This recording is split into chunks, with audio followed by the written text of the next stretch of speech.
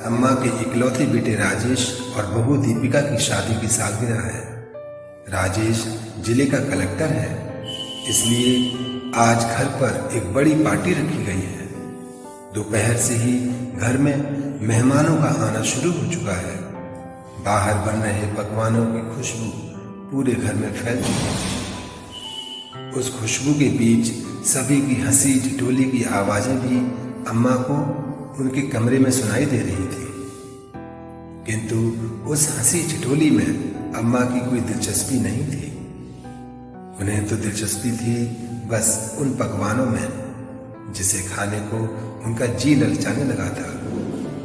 Party में बहू के मायके वालों सहित शहर के सभी गणमान्य लोगों को बुलाया गया था। बहू की हिदायत के अनुसार अम्मा को अपने कमरे में ही रहना था। पता नहीं बहू ने ऐसी हिदायत क्यों दी थी। वैसे भी अम्मा अपने कमरे से बाहर आती ही कहाँ हैं, क्योंकि अगर वे जरा सा भी बाहर आ जाती हैं तो यह बहू को बिल्कुल भी अच्छा नहीं लगता था। बहू को लगता था कि अम्मा के बाहर आने मात्र से ही पूरा घर फैल जाता है। शायद उसके इस चमकीले सुंदर ईंट गारे के घर में अम्मा ही एकमात्र ऐसी पुरानी वस्तु थी जो उस घर में उस जिद्दी दाग धब्बे की तरह थी, जिसे हटाने की कोई लाख कोशिश कर ले पर फिर भी वह अपनी छाप उस जगह पर छोड़ ही देता है। वे बेचारे करें भी तो क्या करें। अगर अम्मा को घर से निकाल दें तो फिर उनकी इज्जत पर धब्बा पड़ जाए। लोग कहीं ये न कहने लगे कि इतना बड़ा कलेक्टर अपनी मां तक की देखभाल नहीं कर पाया। इसलिए मजबूरी में ही सही उन्होंने अम्मा को घर में रख रखा था, लेकिन उनकी दुनिया बस उनके कमरे तक सीमित कर रखी थी। अचानक अम्मा के कमरे का दरवाजा खुला और बहू दीपिका अम्मा के कमरे में आई। उसके हाथ में कोई पैकेट था जिसे बिस्तर पर रखते हुए वह बोली, अम्मा जी, इसमें साड़ी है, पहन लेना। कहीं भूले भटके कोई मेहमान कमरे में आ गया तो आपकी साड़ी को देखकर हमारी इज्जत तार तार हो जाएगी। और हाँ, जरा ढंग से हाथ मुंह धोकर कंघी कर लेना। अगर कोई कमरे में आए तो नमस्ते हाँ और हूं में ही जवाब देना। आपकी ज्यादा बोलने की, किसी से अधिक बातें करने की जरूरत नहीं है। दीपिका अपनी धुन में बोले जा रही थी, पर अम्मा उनका ध्यान अभी भी पकवानों की खुशबू पर ही था। तभी दीपिका उनके कंधे पर हाथ रखकर उन्हें झकझोरते हुए बोली, अरे सुन रही ना आप, मैं क्या कह रही हूं? हाँ हाँ बहू, मैं पहन लूंगी। जरा ये तो बताओ कि आज घर में क्या क्या बन रहा है। अम्मा ने अपनी जबान को होठों पर घुमाते हुए कहा। दीपिका ने अपना माथा पीट लिया और बोली, हे भगवान, जब देखो तब बस इन्हें खाने की ही लगी रहती है। फिर वह अम्मा से बोली, आपसे कुछ कहा है मैंने, आपने वो सुना या नहीं? ढंग से तैयार हो जाना, बाहर आने की जरूरत नहीं है। कोई आए हाँ और हूं में ही जवाब देना। इसके अलावा आपको कुछ बोलने की जरूरत नहीं है।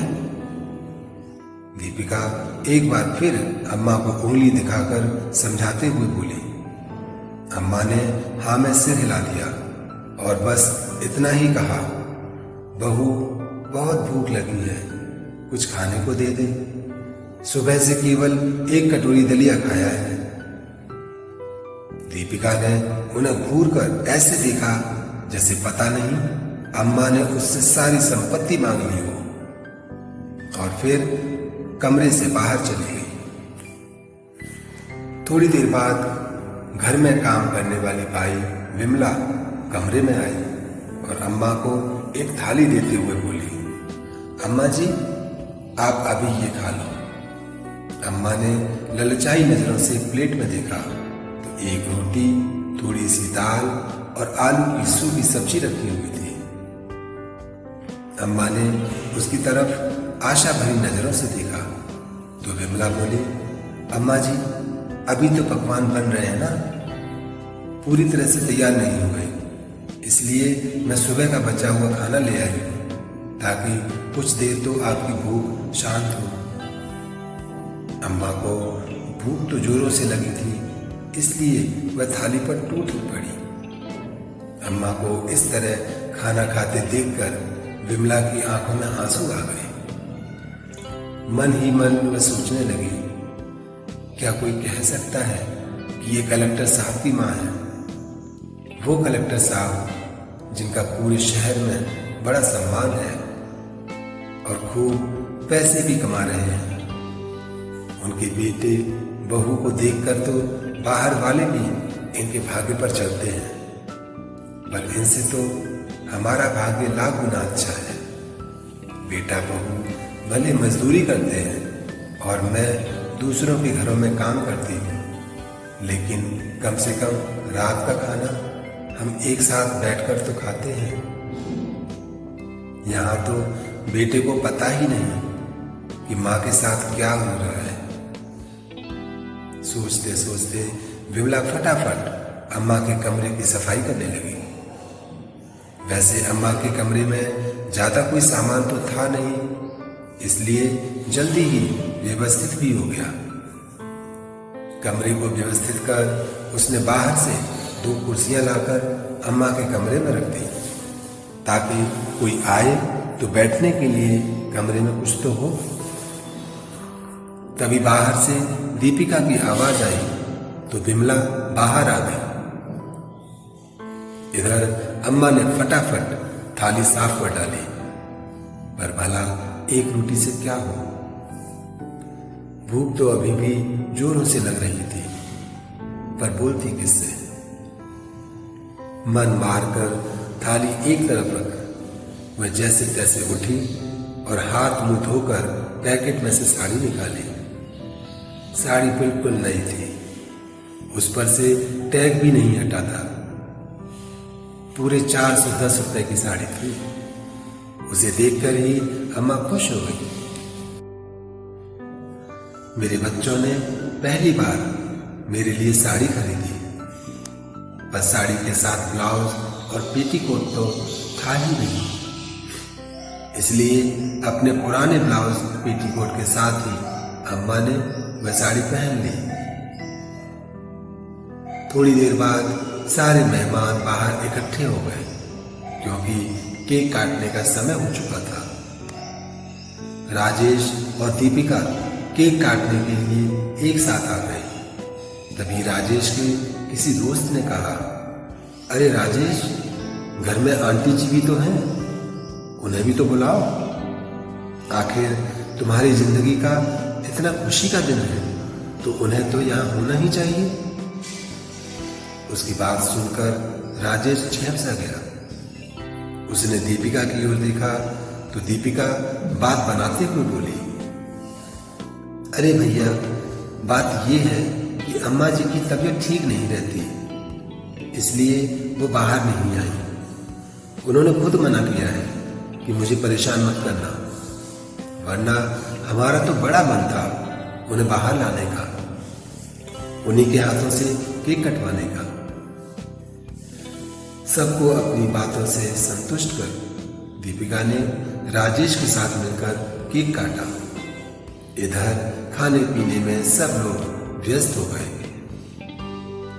इतने में विमला ने एक प्लेट अम्मा के लिए खाना लगाया तो दीपिका ने उसे डांट दिया, ये क्या कर रही हो विमला? यह प्लेट कहाँ लेकर जा रही हो? विमला ने झेपते हुए कहा, मेम साहब, अम्मा जी को भूख लग रही होगी, उन्होंने एक रोटी ही तो खाई थी, तो एक रोटी भी काफी है तसल्ली के लिए। उनकी तो उम्र हो चुकी है, उनका तो पेट भर ही गया होगा। ये प्लेट छोड़ और जाकर अपना काम कर, अम्मा जी को मैं देख लूंगी।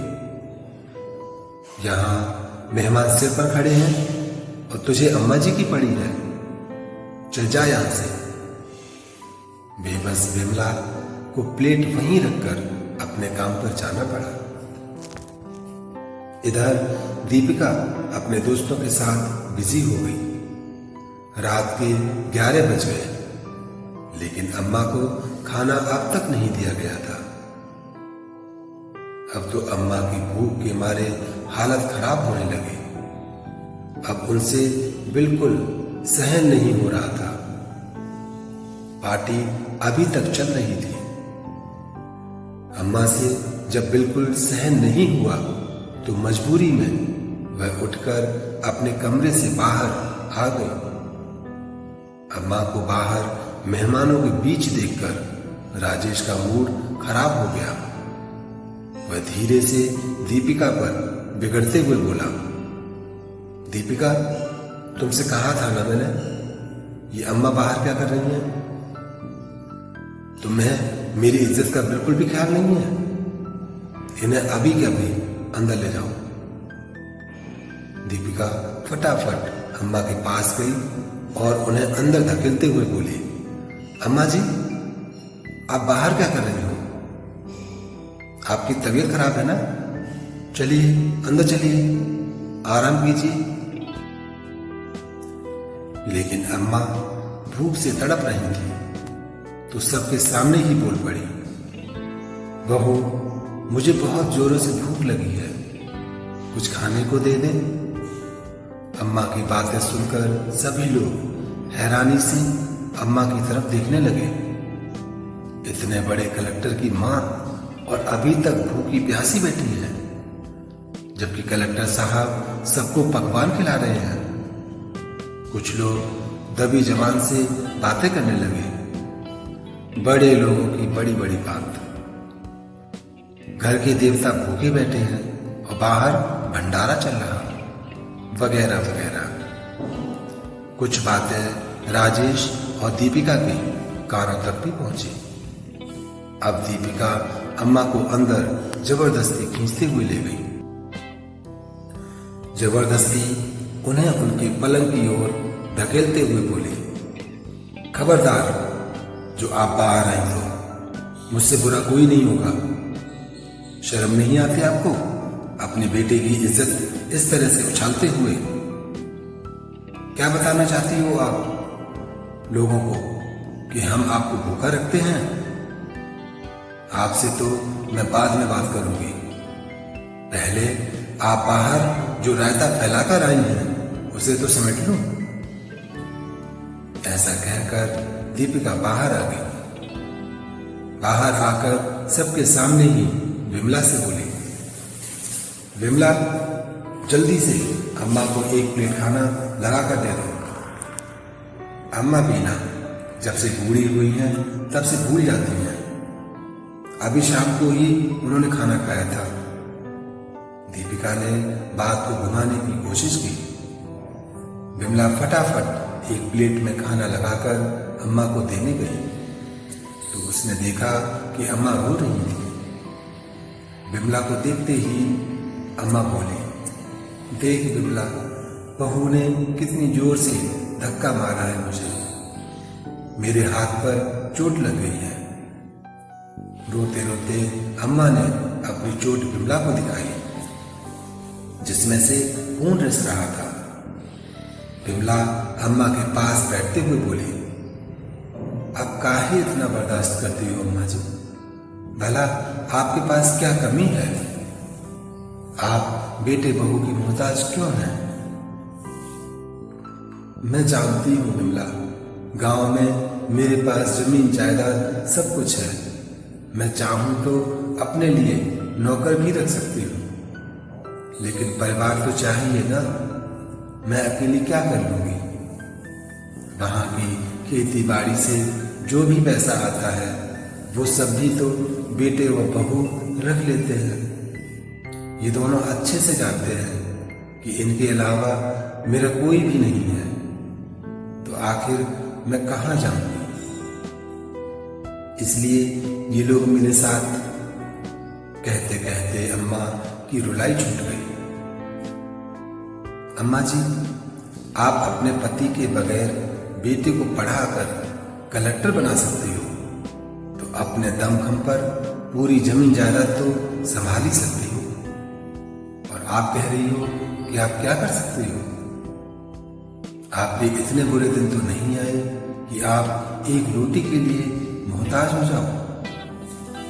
अम्मा जी, भले ही एक रोटी खाओ, लेकिन स्वाभिमान की तो खाओ।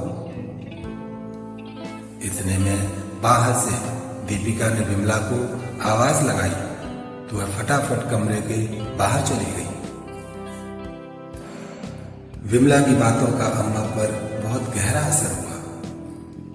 काफी देर तक आंखों में आंसू लिए वह बस उस खाने की प्लेट को देखती रही, लेकिन जोरों की भूख लगी होने के बावजूद भी उन्होंने उस प्लेट को छुआ तक नहीं। थोड़ी देर बाद विमला प्लेट लेने कमरे में आई तो उसने देखा कि खाना ऐसे का ऐसे ही रखा हुआ था। अम्मा बस छत की तरफ निहार रही थी। विमला ने पूछा, क्या हुआ अम्मा जी, आपने खाना नहीं खाया? नहीं चाहिए मुझे तिरस्कार की रोटी, ले जाए इसे वापस। विमला ने अम्मा को मनाने की कोशिश की, लेकिन अम्मा ने खाना नहीं खाया। तब तक बाहर पार्टी भी खत्म हो चुकी थी। दीपिका और राजेश भी कमरे में आ गए और आते ही अम्मा पर चिल्लाना शुरू कर दिया। क्या जरूरत थी आपको बाहर आने की? थोड़ा सा भी मेरी इज्जत का ख्याल नहीं आया आपको?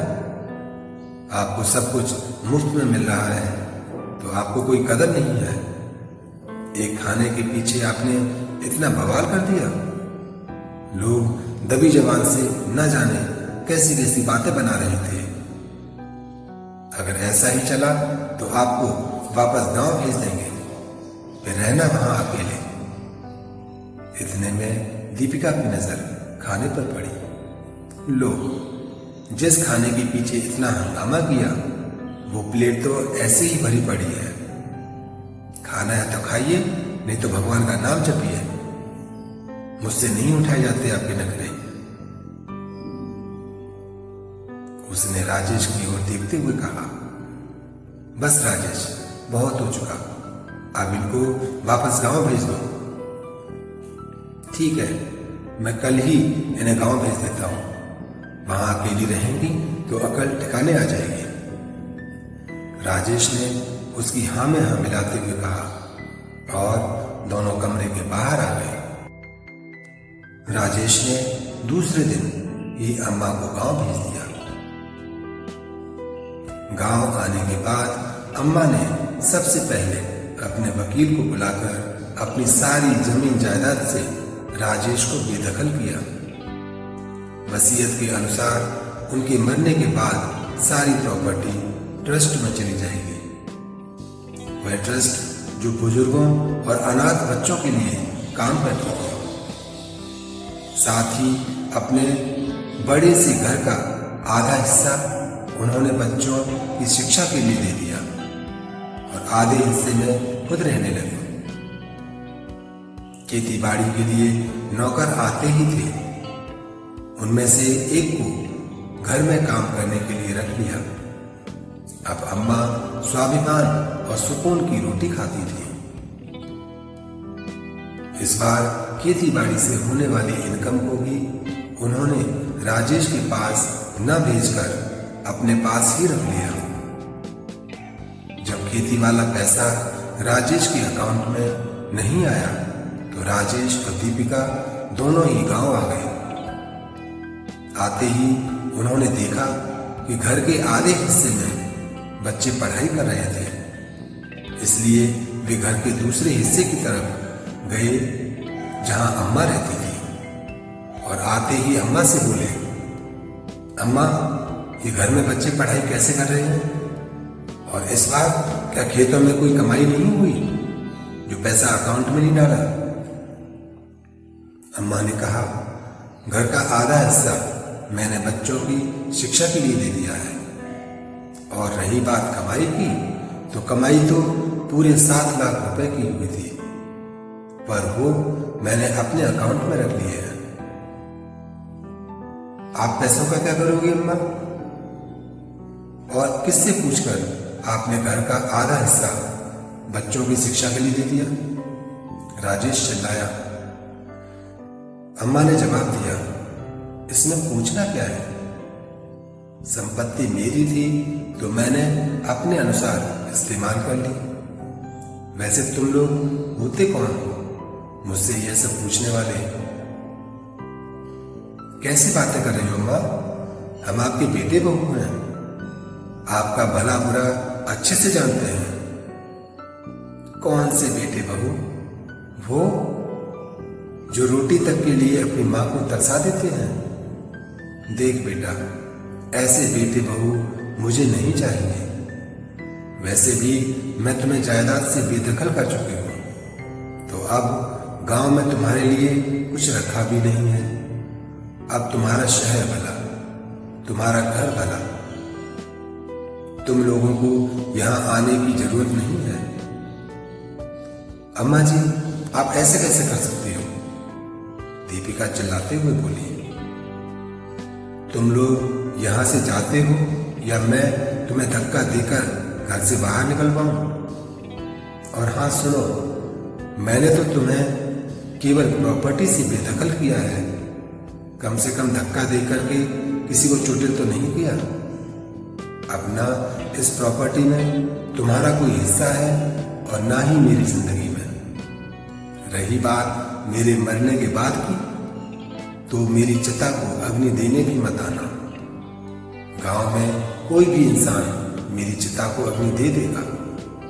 कम से कम यहाँ के लोगों में इंसानियत जिंदा है।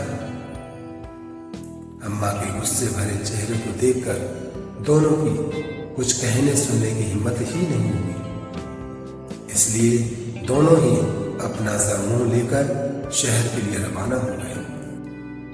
दोस्तों, कहानी आपके दिल तक पहुंची हो तो हमें अवश्य सूचित करें। वीडियो को पूरा देखने के लिए बहुत बहुत धन्यवाद। वीडियो को लाइक और शेयर करना ना भूलें।